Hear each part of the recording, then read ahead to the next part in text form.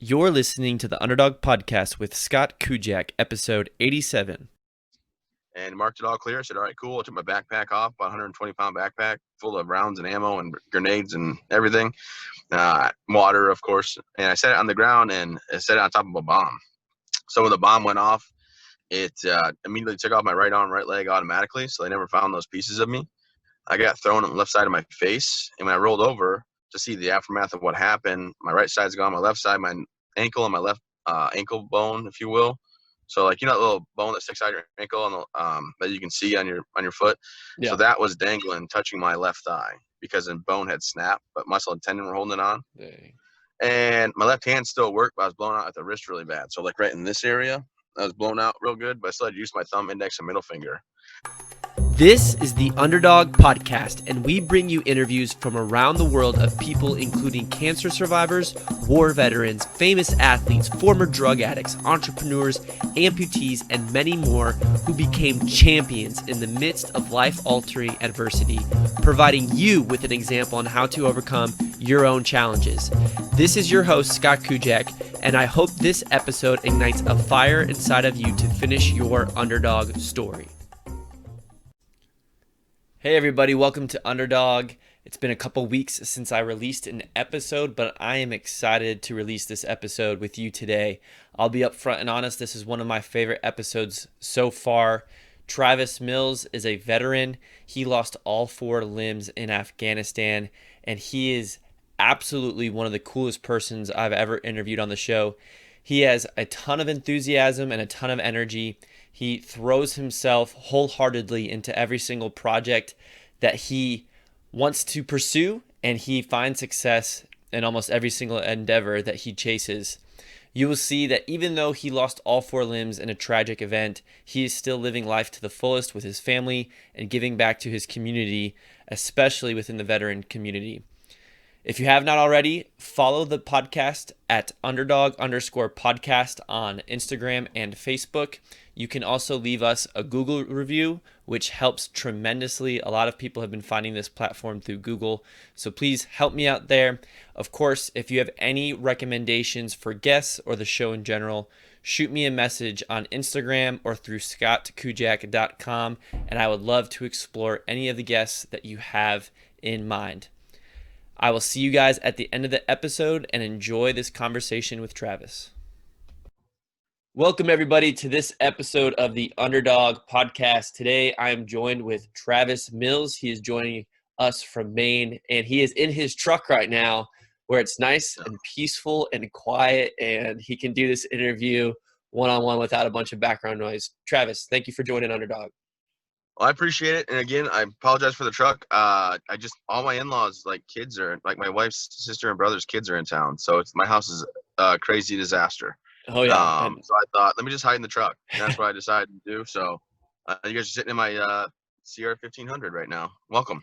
A lot of people, I'm sure, can relate to you right now during COVID of having family over and it just being chaos with the kids in the house all the time. But we are thankful that you are here. Straight, yeah. You were telling me right beforehand that you're up in Maine. Can you share with our guests where exactly in Maine that you are from and where you are right now? Yeah, absolutely. So I'm living in the Augusta area, little town called Manchester. My wife's from Maine, so when I said let's go to Michigan, she said no. And then when I said it the second time, she really said no. So I realized I wasn't going to move back home to Michigan. So we went ahead and moved to Maine. And I really enjoy it. I have a lot of stuff going on up here, and thankful that the community has accepted just kind of me as a businessman in the community, as well as running a big nonprofit.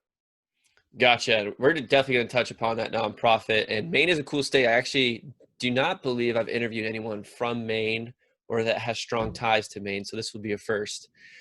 Before we go into your story, I got to ask you, the lobster up there, is it for real? Is it the real thing that I hear about? I don't eat it. So. Oh, really?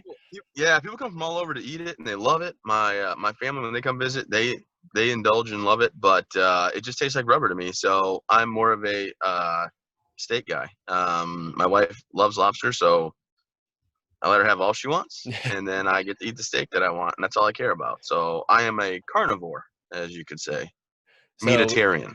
Yeah, he's Ron Swanson over here. No surf and turf, just give him the turf. Yeah. I eat shrimp, but everything else I don't. Gotcha. Okay, cool. Well, Travis, he served in the military for a long time, and we're going to touch upon his story.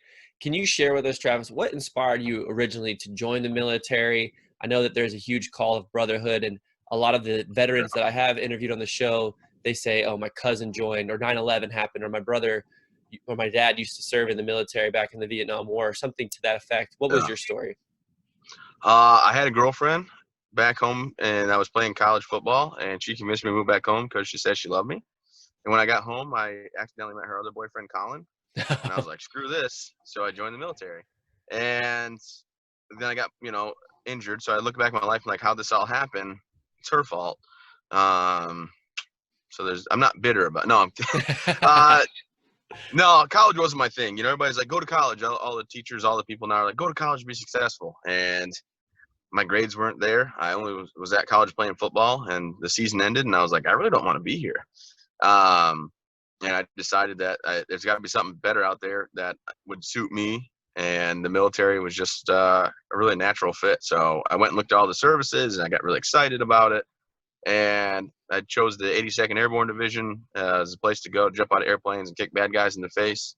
And I don't regret anything. Like I know a lot of parents out there push their kids to go to college, and a lot of people say you need it, but for me, it just wasn't my thing. Yeah, and college is definitely not for everyone. I played football actually at Texas Christian University. Where did you play football at for the semester that you were there? Oh, small community college, nowhere near the TCU, and that's awesome. What years did you play by chance? So I got there in 2012 and I graduated in 2015. You know a guy named Tanner? Oh, I forgot his last name. He's a linebacker. He played during that time. Brock? Tanner Brock, yeah. Do you know him? So No? I got there right after he had just left. Oh, okay. And Yeah, if so he worked out, and I worked out with him in Texas at a performance vault gym with David Vibora. I met Gotcha. Tanner. He's kind of dumb. No, good guy. Good guy. Nice Yeah. guy. So I know a ton of my teammates that are a year or two older than me. They were all good friends with him. But yeah, he was somebody that I Yeah. never got a chance to meet face to face. But that's cool. Cool little connection right there. Well, go See, frogs. right there. Yeah. Yeah. So could you share with us when you joined the 82nd Airborne, how many tours did you end up doing it, and how long was your career in the military?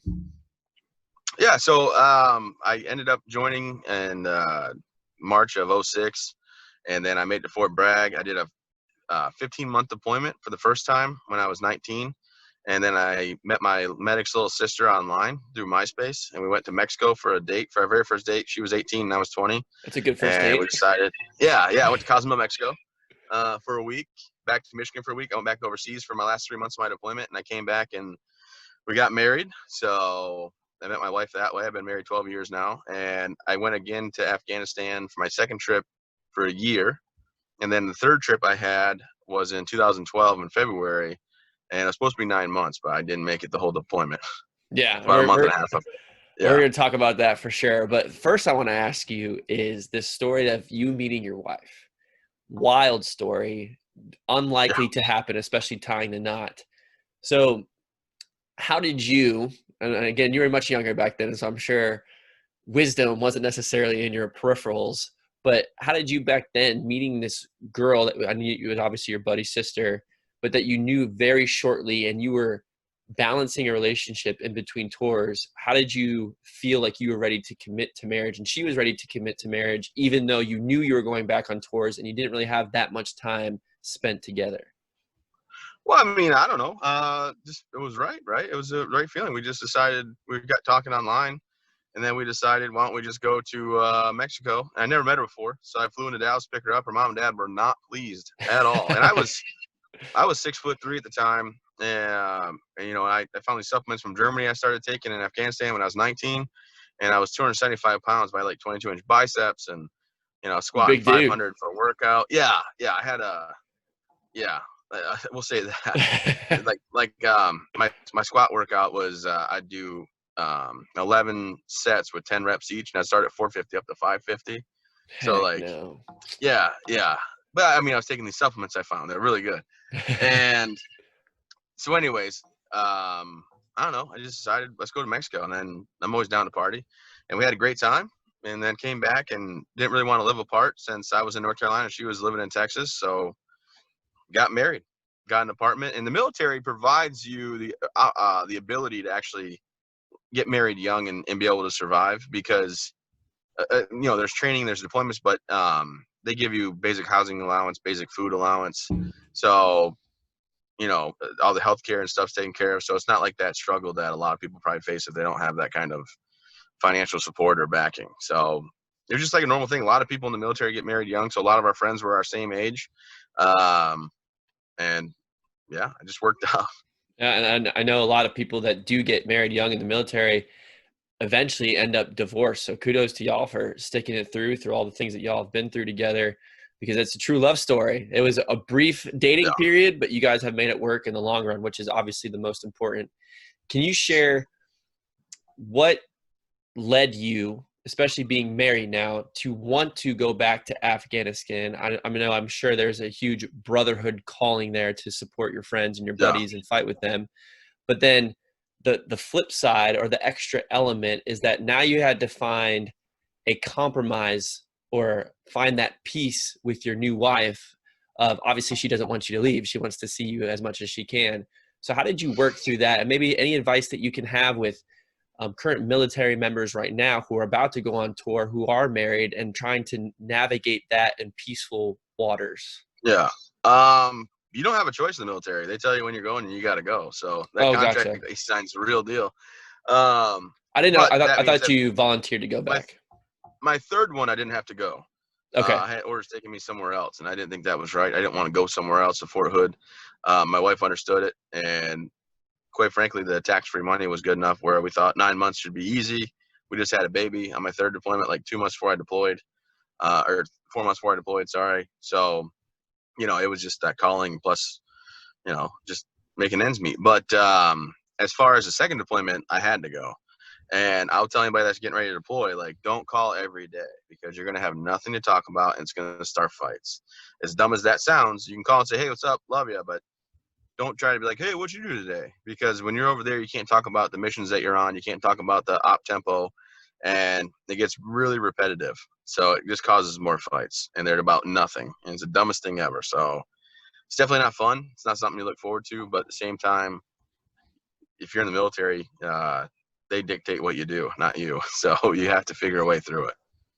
Yeah, great advice. And actually, I haven't heard that before, but that makes perfect sense. Of don't pick up the phone and call every day, trying to force any type of conversation, Yeah. because a lot of stuff you're Yeah. doing is in secret, or it's just mundane. I know there's probably a lot of days that go by where you're like, man, this is taking forever. Today is boring. But Oh yeah, but there's also like the days you get in firefights and you got rounds slinging past your head and you're shooting at people and throwing grenades. Like you can't tell yeah, them that. and you Yeah, can't share that. I never call my wife like, oh my gosh, so a Chechnyan sniper just almost took my head off today. But don't worry, he missed. And then I ripped a bunch of rounds at him.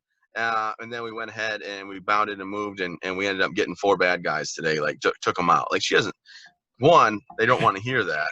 Like my wife got mad at me because when I would get back, like when I got back my second deployment, we had a lot of firefights and stuff.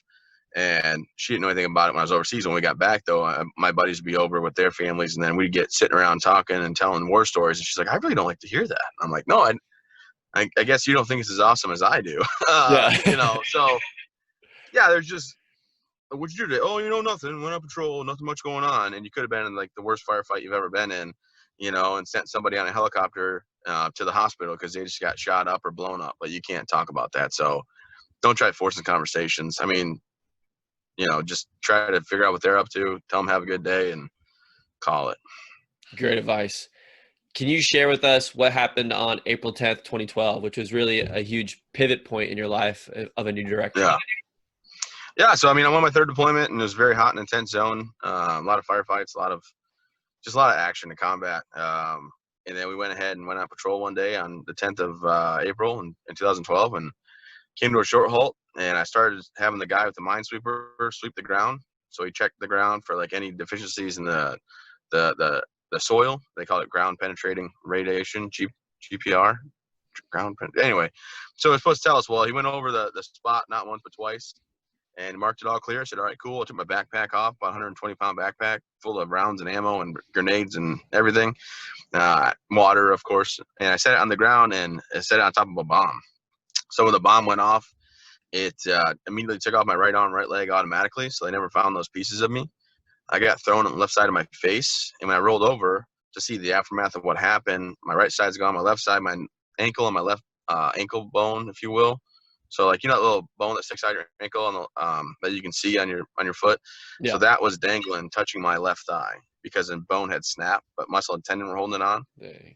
And my left hand still worked, but I was blown out at the wrist really bad. So like right in this area, I was blown out real good, but I still had to use my thumb, index, and middle finger. And I hit the ground, rolled over, like I said, saw everything. My medic, Dan, ran over and he started working on me. I said, you're not going to fix me, right? Because I've seen war movies and I've seen people cry out in pain and freak out. And I thought, that's not going to be me. Like, I'm probably going to die from this. But the last thought of me is not going to be me begging for my life or crying or saying, why'd this happen? Or, yelling for my mom or anything like that, like you see in the movies. And I just thought, whatever happens right now from this moment, it's not up to me. So just try to relax and whatever. And I told the medic, don't even worry about it. But he ignored me. He worked on my right side. My platoon sergeant, Sergeant Hambright, worked on my left side. They got all 4 tourniquets on me within 20 seconds.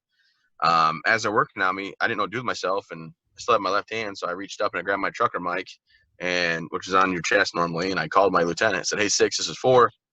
I got guys injured. I need your medic over here with mine. Hit a bomb, So the other medic, Doc Voice, came over. He worked on 2 guys that were injured, got them bandaged up, and then he started working on me. Then they got me on a helicopter, and on the helicopter, again, I was telling myself, like, don't freak out, nothing you can do about it. Keep my heart rate low, and at the end of the day, whatever happens is going to be what happens.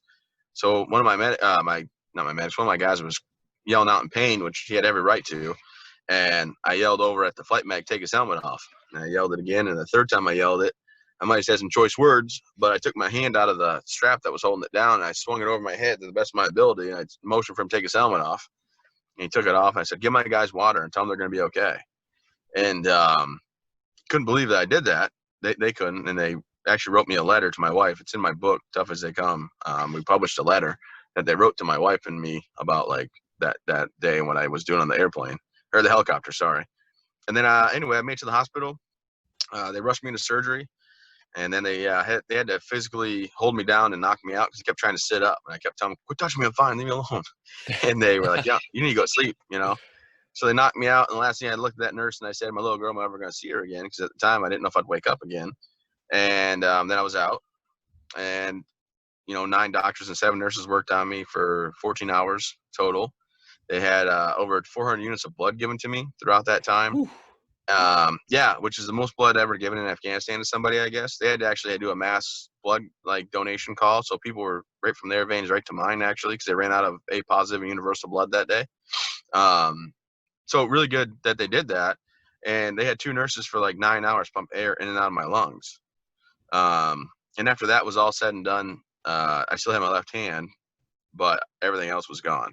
They undressed me, my leg came off, and the other 2 limbs were already gone. And then they flew me on April 12th to Bagram. And in Bagram, they saw my skin had died around my hand. There was no saving it. They had to cut it off. So they cut that off. So now I'm a quadruple amputee. And then 2 days after that, they woke me up for the very first time in Germany, in Landstuhl, Germany. And my brother-in-law was in the room with me, who I'm really great friends with still after even marrying his sister, That's a good thing. Yeah. He was the only one in the room. So, he was there, and I woke up and I looked at him and I asked him, my soldiers, right? Mission first. And he told me about Ryan and Brandon. And then I said, okay. And I said, am I paralyzed? And he said, no. And I looked at him and said, Josh, you don't got to lie to me. And, I can't feel my fingers and toes. Tell me the truth. Am I paralyzed? And he said, no, you're not paralyzed, but you don't have them anymore. And I just kind of ignored everybody after that. I had my own questions in my head. The doctors came in, nurses came in. He would ask questions, and I would just look the other way. Like, I didn't want to deal with them. And I kept saying, like, am I a bad person? Does God hate me? What did I do wrong in life? How can I be a husband and a father? And I kept asking, like, why didn't I just die? Like, how is this a better situation than just dying? And finally he piped in, my brother-in-law Josh there, and said, you got to call your wife and your family. And I said, okay, fine. So I called my wife, and when she answered, I said, "Hey, what's up? I'm fine. Love you. Bye." I didn't want to have a conversation. Didn't want to talk to her. Nothing. My mom about the same thing. My mom and dad, when I called them, my mom, I think I talked a little bit more to them, but mostly like apologizing. Sorry, I messed up. This is embarrassing. Da da da. And then my mom yelled "Happy birthday" to me before I hung up because it was my 25th birthday that day on the 14th of April that I woke up. So not only did the Titanic sink that day and Abraham Lincoln get shot, but I got blown up. Really great day in history for everybody, all parties involved. And, just made it back to Walter Reed the April 17th. And my wife came up to see me, and when she saw me, they gave her a clipboard, and they made her sign it because they had to cut 2 inches off my right leg because the suture split open and I was bleeding out. So that was the first time she saw me.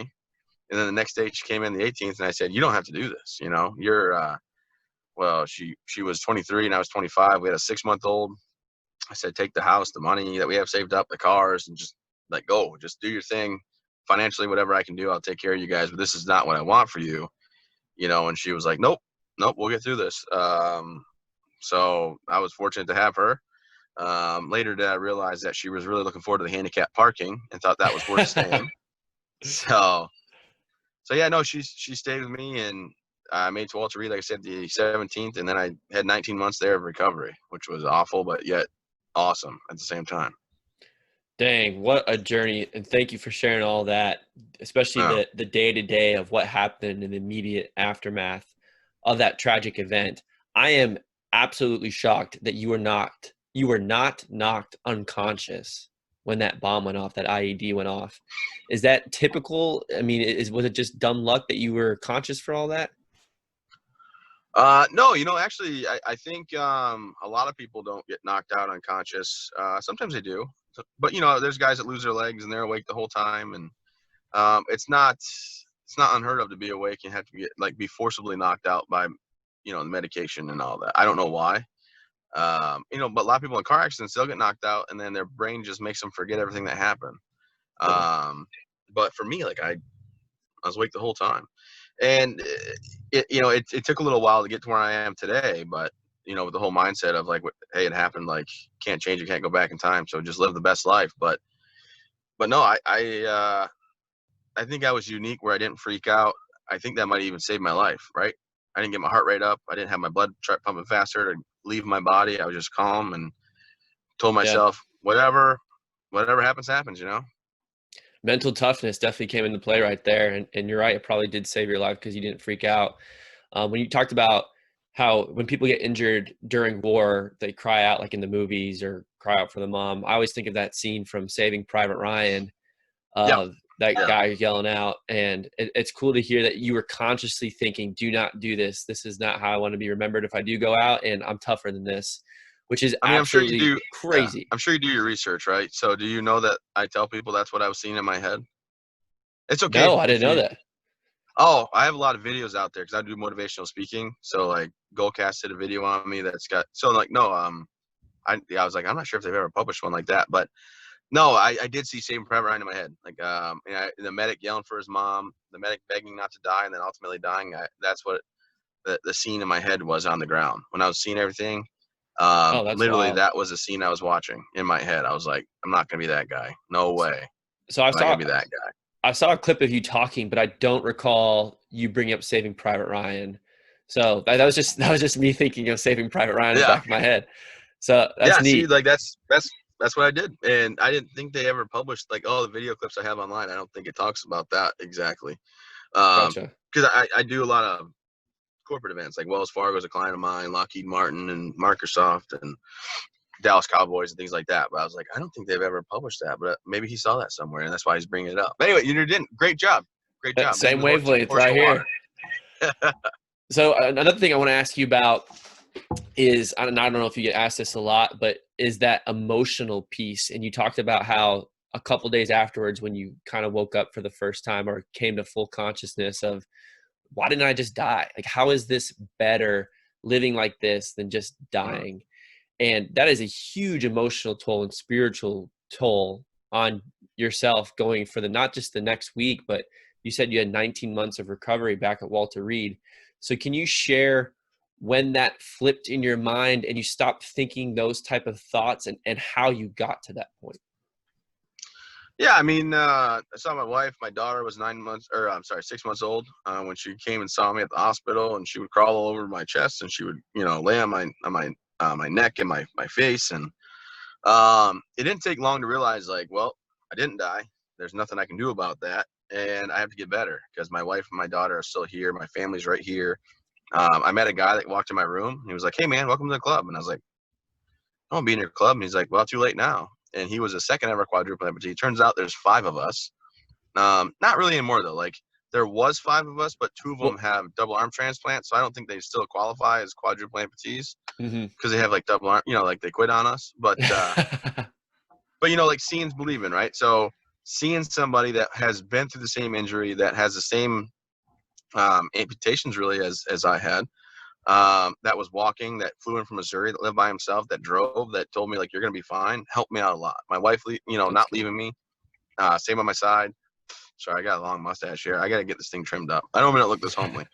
Um, but You're in Maine. You're in so Maine. You're out in the boondocks. You're good. no, I know. But so I guess just constantly every day reminding myself like, well, this is the rest of my life, and it's what I'm gonna make it. It's not about dwelling on the fact of no arms, no legs, dwelling on the fact of this happened to me.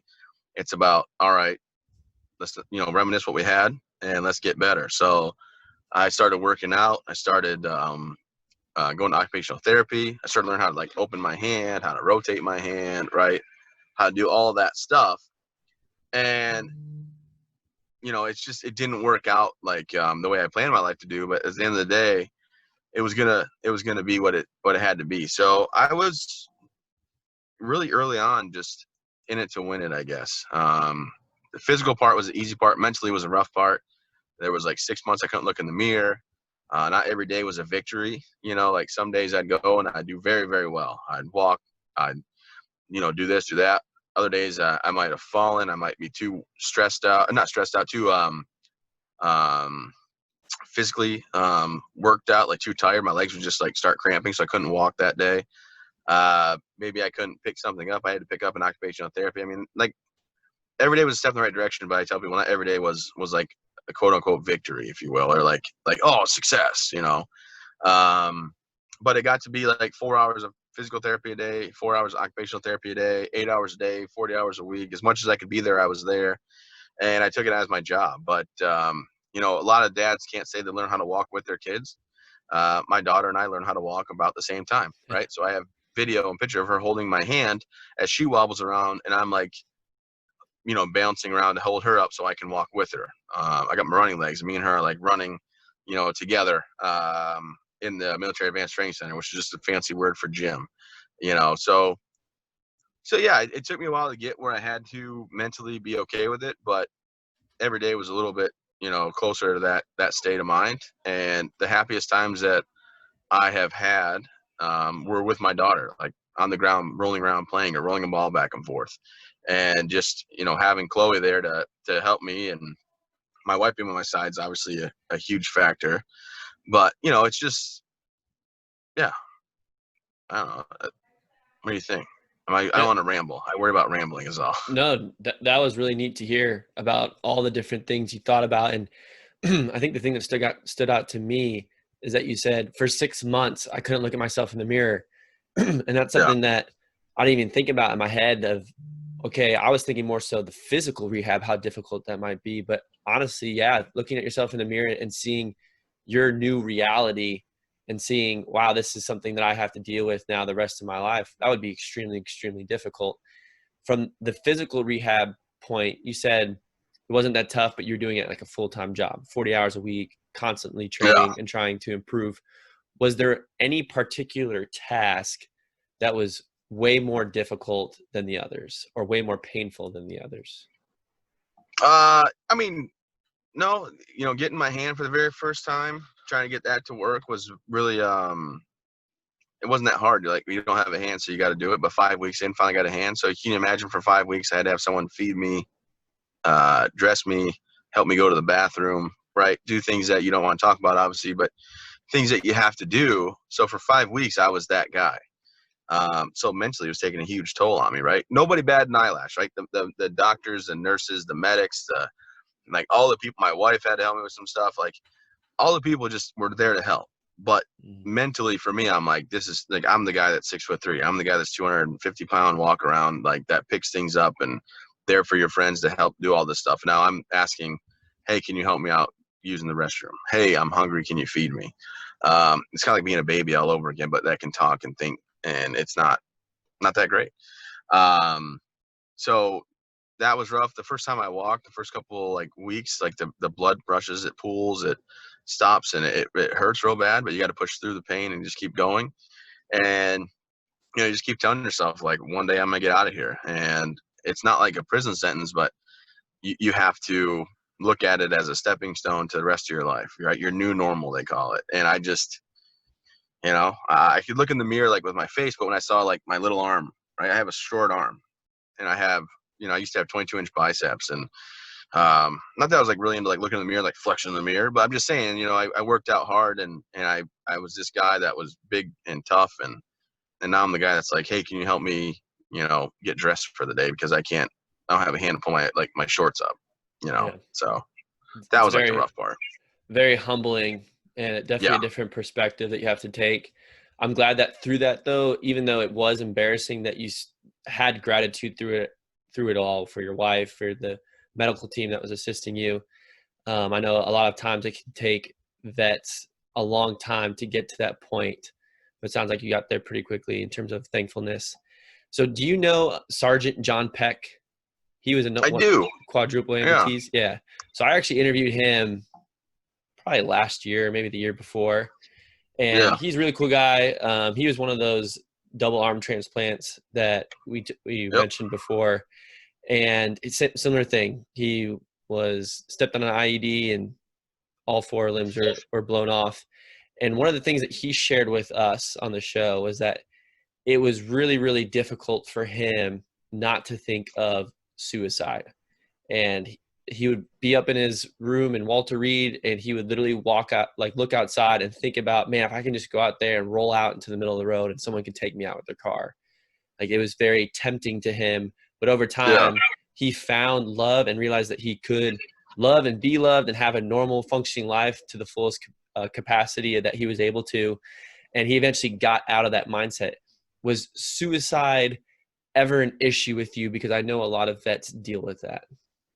Yeah. No, not really. No, it wasn't, because I have, the 6-month-old that has been there with me, and, I couldn't look at life that way. I have a lot of friends that didn't. And I don't think it's weak that, people have those thoughts or things like that. I have so many friends that didn't make it back home that I thought, man, I wonder how their loved ones would feel if they had the opportunity to be in my situation. I've Mm. had my buddy Frankie's mom tell me, like, I wish he would have just came back. Even if he came back with no arms and legs like you, Travis, or in a wheelchair or anything, I would just give anything for my son. And, he left behind his wife and his daughter. They're doing well now. But at the same time, like, I'm sure that, it would, they would take him in any way, shape, or form, like my wife and my kids would. So no, it wasn't. It was kind of like the constant reminder that I would say, like, think about the guys that didn't make it home, the loved ones that don't have the ability to still be here with their with their service member, and how hard the doctors and nurses and everybody worked on me, and just like, it'd be a selfish kind of slap in the face. But to John's point, I get it. It's not like John had a hell of a story. I'm not sure if he went over to the whole thing because he got He injured did. before. Yeah. Like, yeah, The and then mental, he got knocked unconscious and had the mental memory loss. yeah, and then he went back overseas and got hit again. And then Mhm. his wife, I think his wife at the time left him, and they pulled the plug on him like 3 times. I mean, John had quite the battle, and he has some nerve things that are different than mine. So, like, just because we're quadruple amputees, um, Not the he same had a rougher. situations. Yeah. Well, he had a rougher road with the way he's amputated. Like, his legs higher on one side, the nerve endings or the nerve damage on his long arm, it doesn't do as well as like mine right here on this side. So it is sometimes apples to apples, but then sometimes it's apples to oranges.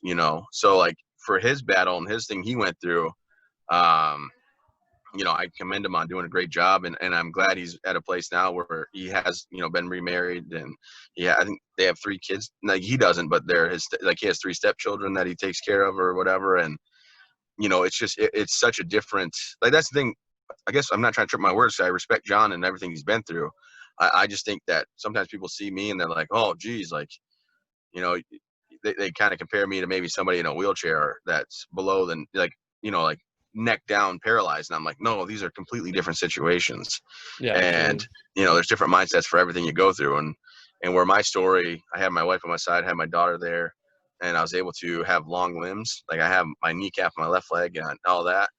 So like, just, I don't know. I didn't have the suicidal thoughts that much. And I think it's just because there's so many people that depend on me, and there's so many people that I've lost that haven't, would love to have the opportunity to still be here with their family that can't be.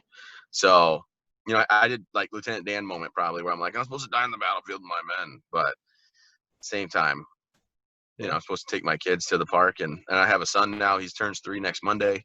Oh, His nice. name's Congrats. Dax. Yeah, thanks. His name's Dax, Dax, because my megs were Daniel and Alexander. So I just mashed their names up. So my wife said I can't call him Travis because I have my Travis Mills speaking group. I have the Travis Mills Foundation, and I have my own name. So she said I'm pretty conceited. So there's nothing else that even named after me. But I thought that was a load of crap, to be honest with you. But whatever. Hey, she sets the rules, right? Just like any wife. Yeah, yeah, So, absolutely. so thank you for sharing that. I think that's great advice to any veterans out there because, again, we do not want any veterans to take their own lives, but to think of the buddies that you lost and you could carry on in life in honor of them, knowing that they would love or their family members would love to have them back just for one day to see them again. I think that Yeah. that's great advice. And thank you for sharing that with you and John. Is even though it's a similar outcome, I guess, from the outside of people seeing the resulting injuries, Yeah. it was a completely different situation. And I know for you, you had your wife and your daughter at the time and other family members that gave you that support and that motivation to carry on. And for him, it was eventually finding another love and remarrying. And I know for him, one of his biggest passions is cooking. He wants to be a Mm-hmm. chef and he loves to cook. And I know one of your passions is motivational speaking and the Travis Mills Foundation. Can you share with us what your nonprofit does and what gets you fired up about it? Yeah, absolutely. So, at the hospital, and thanks for the opportunity to talk about it. So, at the hospital, I started going on these trips, right, where I learned how to go downhill mountain biking. I learned how to do kayaking, canoeing. I learned that I could still do snowboarding, mono skiing, like in the wintertime, that stuff. And I just was like, oh, well, I used to be very active, football, basketball, baseball, any sport. I was very athletic and gifted that way, but I didn't know how I was going to do it with my family after my injury. And this is a way to still do stuff and be active with your family. And I thought, this is awesome. And I went on these trips. My wife had to go because I needed a non-medical assistant. They call them NMAs. And, the funding was for the service member, which it should be to get as many people out there to do it. But I realized that only a few of us, like the guys injured like me and John Peck and Adam Keys, needed to take somebody with them to help out with different struggles that you might encounter. And I thought, well, geez, I'm only really getting better and doing so well because my daughter and my wife. So we thought, let's bring some families out to Maine at a retreat setting. And we thought just like a little simple camp, kind of deal. And we started this idea, just an idea. And Kelsey and I donated $5,000 to start it. And boy, now it's taken off. We bought this old estate. We put $2.5 million in renovations into it. We bought a cottage across the way. We bring up 8 families per week that have been through Wow. physical injuries due to service, so like paralyzation, amputation, spinal cord injuries, and we bring them and their families out for free and show them how to do things adaptively. And that can be kayaking, canoeing, boating, tubing, fishing, bike riding, horseback riding, archery. Oh, we got pottery and got a bunch of stuff, right? Just a whole bunch of stuff. And the first year that we officially opened in 2017, we brought in 89 families. The next year in 18 was 135 families. Last year was over 200 families, and this year, because of COVID, we haven't brought any. Yeah. Well, we've done some. We've been expanding and growing. We've actually grown to one of the top 25 veteran service organizations in the nation, which is pretty astounding. I Congratulations. feel thank you. I feel confident that we're doing the right thing always. I make sure I don't take a dime. Right, the board members don't get paid. It's about giving back. Um, we are a multi-million-dollar foundation now with the families in our minds first. And we just partner with a nonprofit called Border Crest Retreat, and they do post-traumatic growth instead of post-traumatic stress. It's 18-month course to sign up for. Anybody going through post-traumatic stress in their life needs to sign up. You do 1 week at a retreat settings where we come in, And that's 10 weeks out of the year we do that. We do caregivers, which is going very, very well. And then, you know, we do a veterans breakfast for Vietnam veterans in March to say, hey, welcome home. You never got it, but you deserve it. We appreciate all you've done. And it's free to them. So, thanks to our fundraisers and things that we have out there going on and people believing us, we're doing very good work. And, we measure success by the little kids crying, saying they don't want to leave, or telling their family they can't wait to come back and it's better than Disney World. We see spouses that That's awesome. are able to actually relax, because when you go on vacation, not everything's going to be set up perfectly for your situation that you might find yourself in if you're like me or someone paralyzed. But where we're at, it's all boundary or barrier free, right? There's nothing that a wheelchair, a person with a walker, a person with walking canes, a person with prosthetics can't get into. And they get to relax and enjoy their family and do the activities. And, we push the envelope. Like, we make sure that someone comes that is in a wheelchair can still figure a way out to do the ropes course, so they can get up on our high rise ropes course and go through the whole thing in a wheelchair. And just, stuff like that. So it's going very well.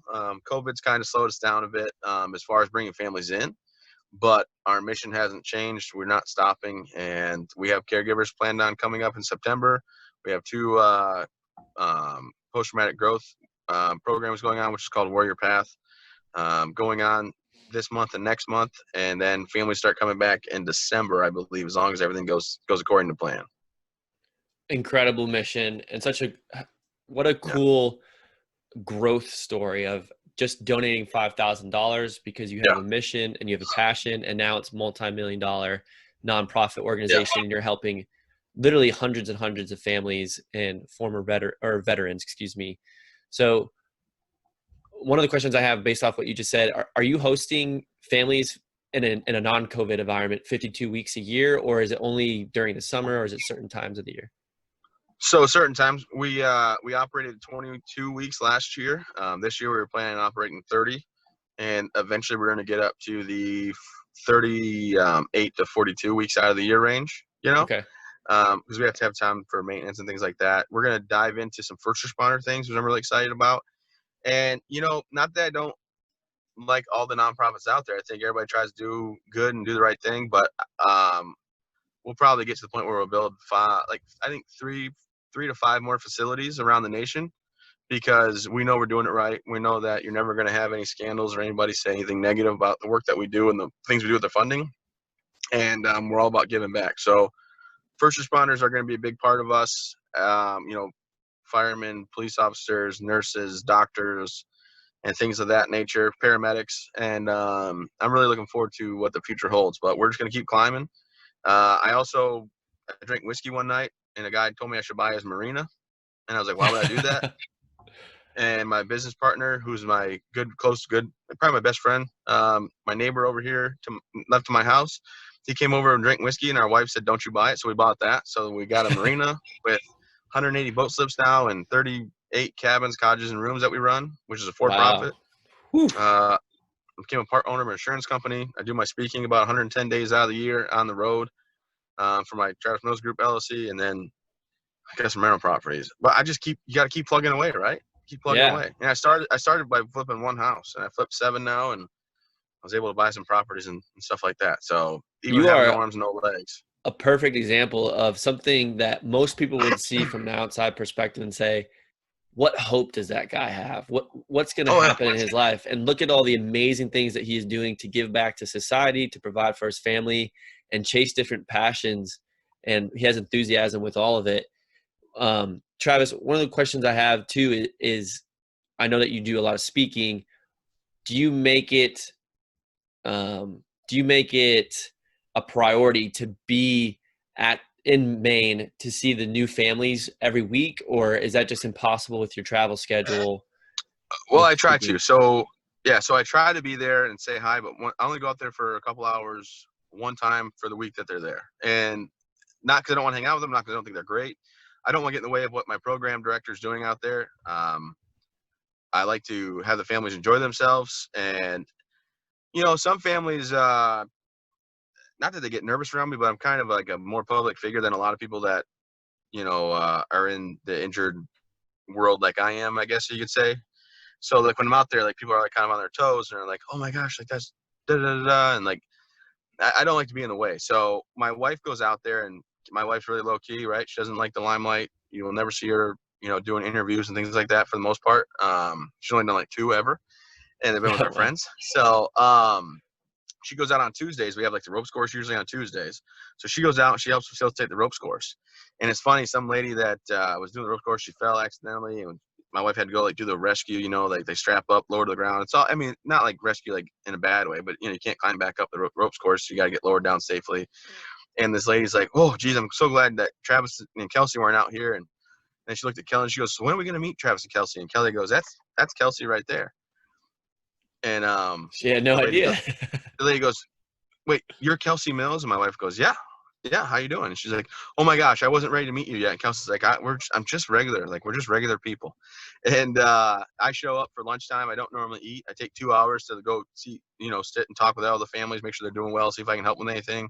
And they go about their day. But yeah, I make it a priority if I'm in town to go say hi. But it's hard to get out. I don't like to go out there more than once, because if people aren't doing the activities, they want to hang out and talk to me, then I'm getting in the way of programming. And we have a really set schedule of what needs to happen and what they need to do and stuff like that. Smart move. I think Yeah. that is the wise choice. If you ever decide in your expansion um, roadmap that you want to set up a facility in Texas, please let me know, because I would love to help out no matter where it is in Texas. I know there's a lot of vets down here, so that'd be great. Texas is one of the places that we're looking, eventually. Texas, I think somewhere like Wyoming maybe, and then maybe out west somewhere, Washington or maybe California, the Northern California area. But again, that's years away. It's good to have goals, and it's good to set them and push forward. So yeah, I stay as busy as I can, uh, but it's because I enjoy it so much. My wife doesn't really appreciate that I'm so busy. Well, my son's birthday party, we had it Saturday this week because all the people are in town, Hmm. and she said, "Don't you dare have your phone at the party." And it was at my pool at my house, and I'm like, "What do you mean?" She's like, "I better not see you on the phone, because I already told the Marine you're not going to be there, and you're not speaking this week, and you're not allowed to have your phone." You said yes, ma'am. Yeah. Yeah, I got pretty bad there for a while, where I was working so much that my daughter at school, she wrote that my dad's favorite food is steak. He likes to jump on the trampoline with me. His favorite thing to do is be on the phone. Oh, And I'm like, geez, yeah. yeah. So I told my previous business manager, I said, yeah, no more phone calls after 5 o'clock. You can text me and I'll get back when I can, but until my kids go to bed at 8 o'clock, we're not going to be able to talk. No, that's a smart move. I love it. Travis, thank you for this awesome interview. I learned so much, and I love interviewing veterans. A lot of times people ask me, who do you love to interview the most? And I've interviewed a ton of different people with different backgrounds. And I love interviewing veterans because I think that y'all have just given so much of your lives and sacrificed so much. And I think every veteran's story is unique, and they have a different perspective, no matter what branch they served in, no matter what type of combat they saw in action. Like, it's just all different. And all the veterans I've been able to interview are all doing phenomenal things with their lives now. So thank you for coming on the show. I want to move to the last 3 questions I ask every single guest. We can bang these out and then wrap it up. So number 1 is, what is your favorite quote? And I have an idea about what it is. Well, I have my own, slogan of never give up, never quit. So I That's guess what I'm I gonna have to go thought. with that one, because I Yeah. mean it's on my shoes, right? New Balance puts it on my shoes, so it's got to be something. But yeah, never give up, never quit is definitely what I use. And when I go by, when I was working out one day, the lady asked me if I want to take a break, and this was about maybe 7 days after my injury. I was doing sit-ups. I said, "No, I'm never gonna quit. What are you doing?" And she goes, "That was a dumb question." I'm like, "Yeah, it was a silly question. I'm never gonna quit." And I just kind of stuck with never give up, never quit. I love it. And I know that's definitely one of your big mottos. If you guys want to, you can definitely, I'm sure, find some speaking clips of you talking about that, or just search the website and you probably talk about it in more Yeah, depth for sure. yeah. Travis Mills Goldcast. Get like the 6 minute snippet. Okay.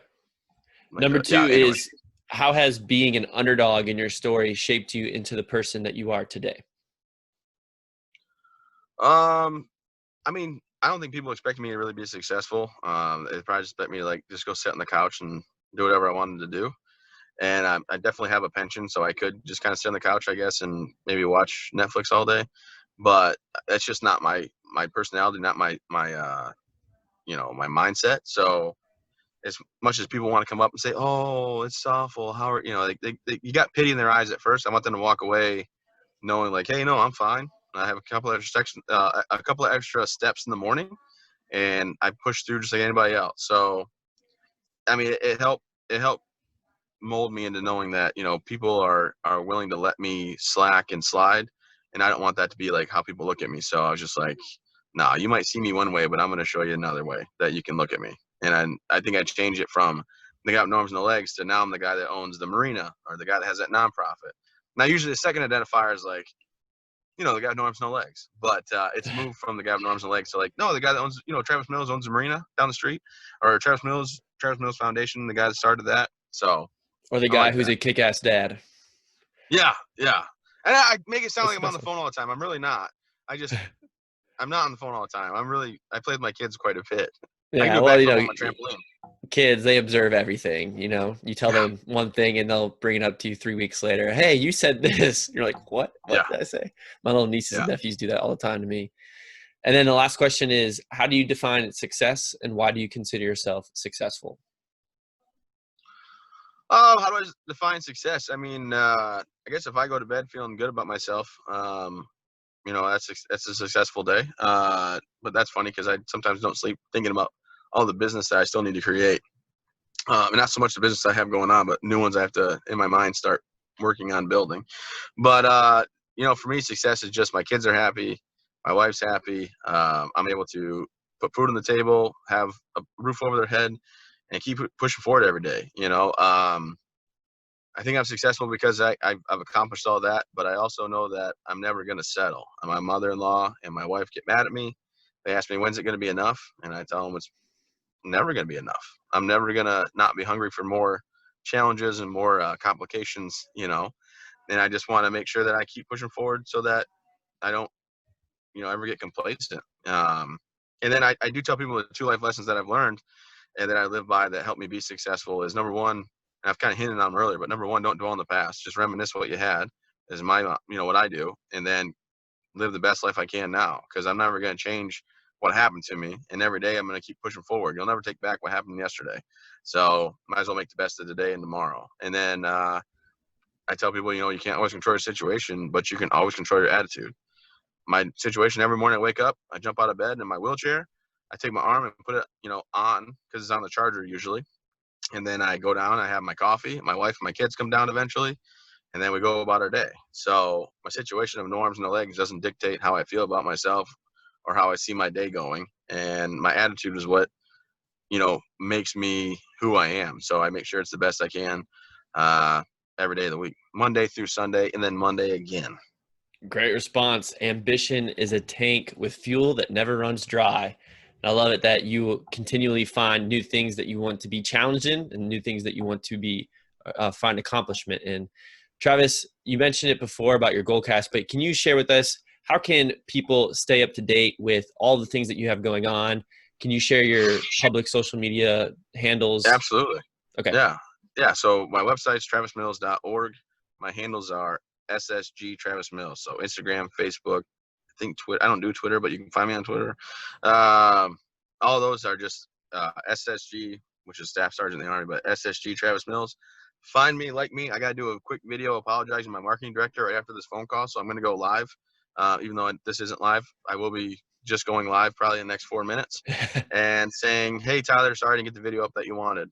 And sorry also I look like a homeless hillbilly with all my facial hair and long hair on my head. So either way. It's all good. I'm sure the general public will forgive you. Awesome. Well, thanks, Travis. Everyone go follow him. He's doing amazing work. Again, Travis, I mean, when you start looking at things to do in Texas, reach out because I have a lot of connections down Absolutely. here and would love to help out. So thank you for coming on Underdog. A wonderful story, and I really, really enjoyed it. Absolutely. Thanks a lot. Have a great day. Good luck with everything in your life as well. Some exciting things coming down your way. We're not going to talk about them right now, but we did mention them before the record button was hit. So good luck, you champion. You're a winner. Absolutely. Thanks, Travis. Travis, thank you again for coming on the show. What an incredible conversation, and thank you all for sticking with us until the end of the episode. If you have not already, make sure you check out scottkujak.com for all of the information on Travis, as well as all of the other guests we've had on Underdog. Again, this was episode 87, so we've had quite a bit of guests, and I would love to hear any feedback that you have on a prior episode, or if you would like to recommend a certain guest, then please shoot me a message through scottkujak.com, or you can DM me on Instagram at scottkujak10. Until next time, unleash your own underdog spirit and find the will to never give up.